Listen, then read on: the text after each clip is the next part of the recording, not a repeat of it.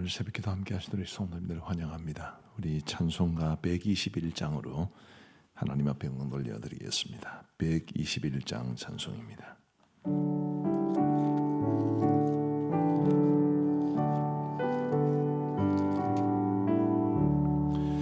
우리 구주나신 날 목자 영광 볼 때에 천사 찬송하는 말 예수가 연나셨네. 우리 힘금 우리 주 모두 함께 절하세. 예수 그리스도 우리 주 베들레헴에 나셨네. 천사 노래 듣고서 베들레헴 가보니 나신 아기 누군가 예수가 연나셨네. 우리 힘금 우리 주 모두 함께 절하세. 예수 그리스도 우리 주 베들레헴에 나셨네.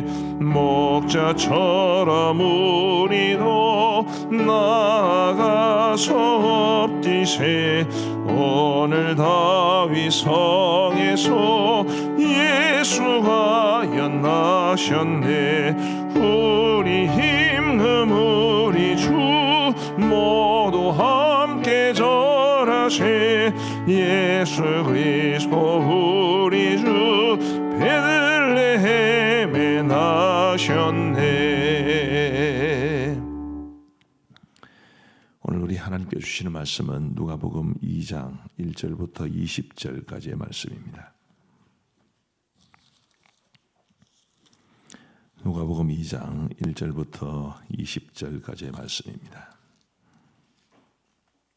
우리 말씀을 교독하시겠습니다. 누가복음 2장 1절부터 20절까지의 말씀입니다. 제가 먼저 1절을 읽겠습니다. 그때 가이사 아구스타도가 영을 내려 천하로 다 호적하라 하였으니 이 호적은 구레뇨가 수리아 총독이 되었을 때에 처음 한 것이라.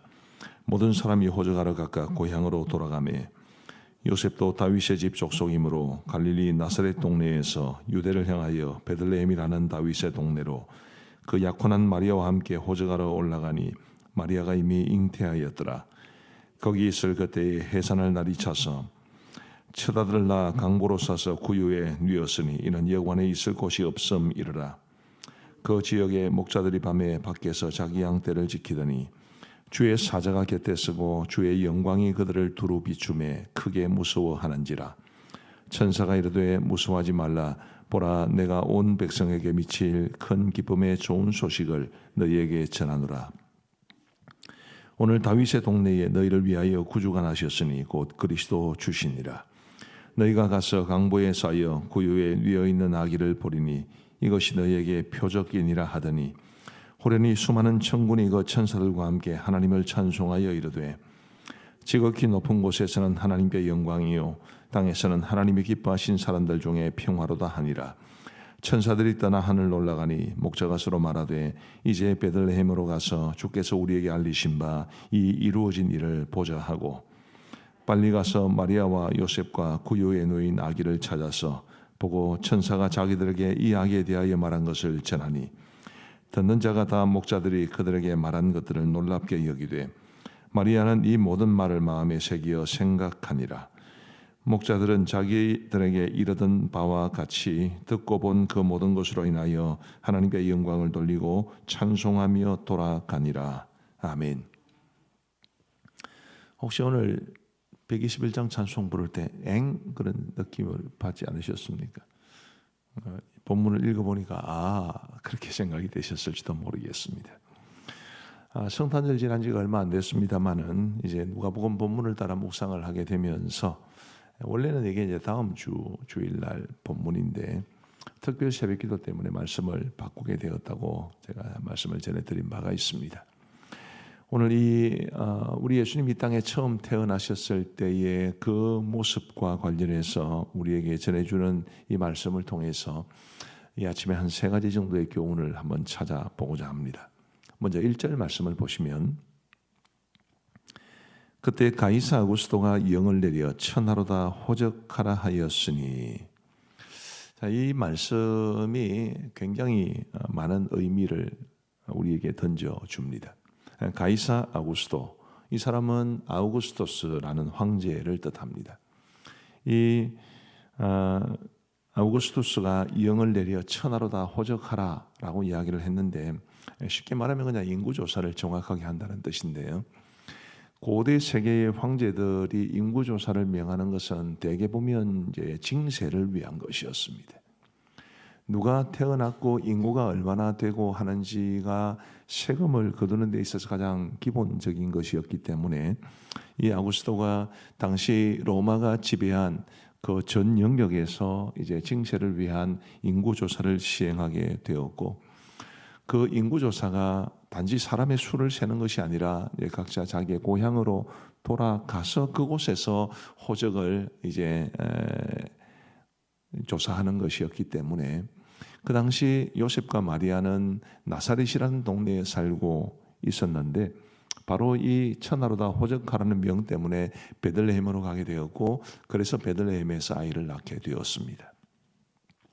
자, 우리가 어쨌든 마리아와 요셉을 통해서 이 땅에 메시아가 태어나실 것, 그리고 미가 선지자가 말한 대로 메시아는 베들레헴에서 태어나신다는 것, 이 사실을 알고 이제 그 당시 상황을 한번 생각을 해보시면, 자, 이 마리아의 배는 점점 불러옵니다. 이제 출산이 얼마 남지 않았습니다. 그런데 아직까지도 나사렛에서 살고 있습니다. 나사렛에서 살고 있는 사람이 베들레헴에서 아이를 출산할 가능성이 있나요, 없나요? 현실적으로는 없습니다. 그런데 분명히 성경은 마리아가 베들레헴에서 아이를 낳을 것이라고 전해 주었습니다. 그러면 이 일이 어떻게 이루어질 것인지에 대해서 우리가 만일 타임머신을 타고 그 시대로 돌아갔다면 굉장히 신기해하고 또 궁금해하고 또 걱정하지 않겠습니까? 그런데 하나님께서는 기가 막힌 방식으로 아무리 만삭의 여인이라도 길을 갈 수밖에 없는 이런 방법을 통해서 요셉과 마리아를 유대 땅으로 인도해 가셨고, 그리고 그 베들레헴에서 아이를 낳게 해 주셨습니다. 지난주 새벽기도회 때 제가 말씀을 드린 것처럼 나사렛에서 유대 땅, 유다 지파가 받은 그 곳까지는 짧게는 120km, 길게는 160km 정도 됩니다. 그 먼 거리를 이 만삭의 여인이 걸어가서 이제 드디어 메시아를 베들레헴에서 출산하게 되었는데, 참 신비로운 하나님의 섭리가 아닐 수 없습니다. 우리 하나님께서는 이처럼 이 땅의 모든 이루어지는 일들을 통해서 우리를 향한 하나님의 계획을 이루어가고 계신다는 것을 우리는 믿어야 합니다. 그것을 섭리적 손길에 대한 믿음, 이렇게 말할 수 있겠죠. 하나님은 섭리하시는 분이시고 모든 것을 합력시켜 선을 이루시는 분이시고 우리를 향한 하나님의 선한 계획을 이루어가고 계시는 분이시라는 사실을 우리가 늘 기억하면서, 하나님께서 내 삶을 향한 어떤 계획을 가지고 계신지, 그리고 그 계획을 어떻게 이루어가고 계시는지를 믿음의 눈으로 바라보는 것은 굉장히 이렇게 아주 익사이팅한 그런 일이죠. 아주 감격적이고 또 기쁨의 눈으로 바라볼 수 있는 것입니다. 때로는 물론 어려운 일도 있습니다. 만삭의 여인이 그 먼 거리를 가는 게 쉬운 일이었겠습니까? 어렵고 힘든 일들도 있을 수 있지만 그래도 하나님은 일하고 계시고 우리를 향한 하나님의 계획을 이루어가고 계신다는 그런 굳건한 믿음으로 살아갈 수 있는 저와 여러분들 되시기를 간절히 바랍니다. 두 번째로 10절 말씀을 한번 보시기를 바랍니다. 10절과 11절 말씀 우리 같이 한번 읽겠습니다. 시작.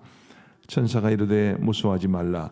보라, 내가 온 백성에게 미칠 큰 기쁨의 좋은 소식을 너희에게 전하노라. 오늘 다윗의 동네에 너희를 위하여 구주가 나셨으니 곧 그리스도 주시니라. 자, 천사가 목자들에게 전해준 말씀입니다. 자, 보라, 내가 온 백성에게 미칠 큰 기쁨의 좋은 소식을 너희에게 전하노라. 그런데 그 온 백성에게 미칠 큰 기쁨의 좋은 소식이 뭐냐면 오늘 다윗의 동네에 너희를 위하여 구주가 나셨으니 곧 그리스도 주시니라. 한번 제가 물어보겠습니다. 우리 예수님께서 이 땅에 오신 것이 온 백성에게 미칠 큰 기쁨의 좋은 소식이라고 믿습니까? 여러분들의 인생에 예수님 찾아오신 것이 가장 큰 기쁨이 맞습니까? 우리가 그런 기쁨을 날마다 고백하며 살아가면 얼마나 좋겠는가라는 것을 이 말씀을 통해서 발견하게 됩니다. 굉장히 값진 것을 발견한 사람은 사소한 것에 별로 신경 안 쓰는 경향이 많습니다. 굉장히 값진 것을 가진 사람은 짜잘한 것들에 대해서 그다지 신경을 별로 안 쓰는 경향이 굉장히 많습니다. 정말로 예수님께서 우리 인생의 가장 소중한 분이시고 그분이 내 인생의 가장 큰 기쁨의 좋은 소식을 안겨다 주시는 주체시라면 작고 사소한 일들에 대해서는 별로 신경 안 쓰고 살면 얼마나 좋겠는가라는 생각을 하게 됩니다. 예수님을 믿는다고 해서 우리가 다 잘 사는 것도 아니고 예수님 믿는다고 해서 우리가 다 질병도 툴툴 털어버리고 건강하게 살아가는 것도 아니고 자녀들이 다 뜻대로 형통하게 걸어가는 것도 아닙니다. 그러나 그런 것들이 절대로 사소한 일은 아니지만 우리 예수님께서 우리 인생에 찾아오셨다. 주님이 내 인생의 주인이 되어 주셨다. 여기에 비하면 그렇게 중요하지 않은 문제일 수도 있습니다. 근데 예수님이라는 정말 너무너무 좋으신 분을 우리가 우리의 주로 모시고 살아가고 그게 온 백성에게 미칠 큰 기쁨의 좋은 소식이라고 말할 만큼 정말 우리에게도 너무나 빅뉴스인데 우리 너무 작고 사소한 것들에 목숨 걸고 살아가는 것은 아닌가 그런 생각을 해보게 됩니다. 우리 사랑하는 성도 여러분, 이런 이야기가 있죠.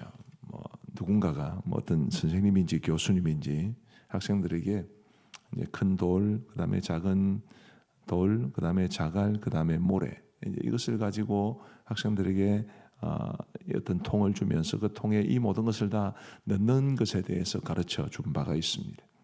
자, 작은 것들부터 먼저 넣으면 어떻게 되죠?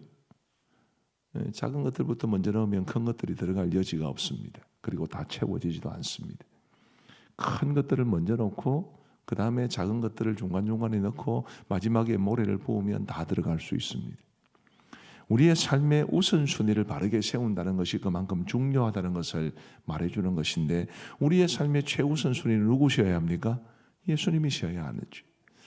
우리가 예수님으로 인한 기쁨도 누리고 또 예수님을 위해서 살아가고 내 삶의 가장 중요한 분이 예수님이 되실 때 우리의 삶이 이 땅에서 주님을 더욱더 사랑하고 주님 한 분만으로 만족하며 살아가는 삶이 될 줄로 믿습니다.